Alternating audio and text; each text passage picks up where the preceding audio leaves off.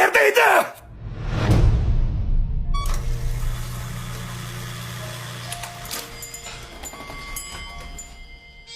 Assalomu alaykum. Keling. Nima ichasiz? Men Mahkam akani o'g'illariman. Ya'ni sizni Hech kimim. Hurmatli mijoz. Nima ichasiz? ular sizni ko'rmoqchilar. Americano? Bir marta gaplashsangiz, Cappuccino. ahvollari og'ir. O'lim to'shagida yotibdilar. Nima bo'lganda ham ular sizni otangiz. Men uchun ota emas. Assalomu alaykum. Ishlarni boshlab oldinglarmi? Assalomu alaykum. Xo'p, ertagingdan qahva bo'lsin bitta. Americano. To'xting. Cappuccino bo'la qolsin. Yaxshi latte. Lattega yetadigani yo'q derdim-u. Mayli, cappuccino.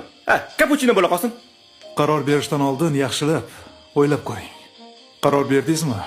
O'sha qaroringizni hech bo'lmasa hurmat qiling. Bu nima? Hayot-mamot masalasimi? Kichkina xatolar katta xatolarni olib keladi. Bu qahvaxonami yoki sizning mentallik kursingizmi, ha? O'rgildim sizdagi faylasufdan.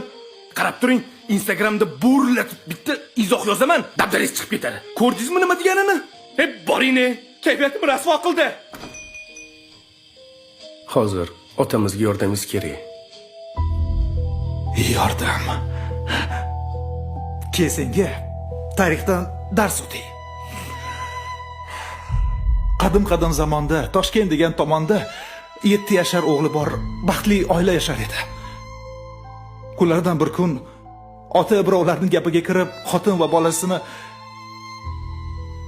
qishki kunida och-nahor ko'chaga haydab, o'zi boshqa oila qurib, naqd 28 yilga yo'q bo'lib ketadi.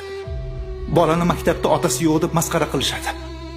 Onasiga esa yillar davomida boshqa erkaklar yomon ko'z bilan qaraydi, lekin u iffatini saqlagan holda oilani o'zi boqadi.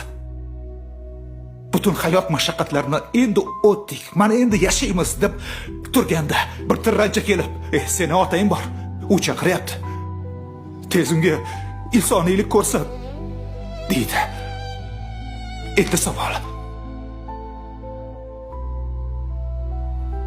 O'shanda ona bola Xudoni zorini qilib yolvorganda bunday qilmasliklari uchun nima uchun ota insoniylik ko'rsatmadi?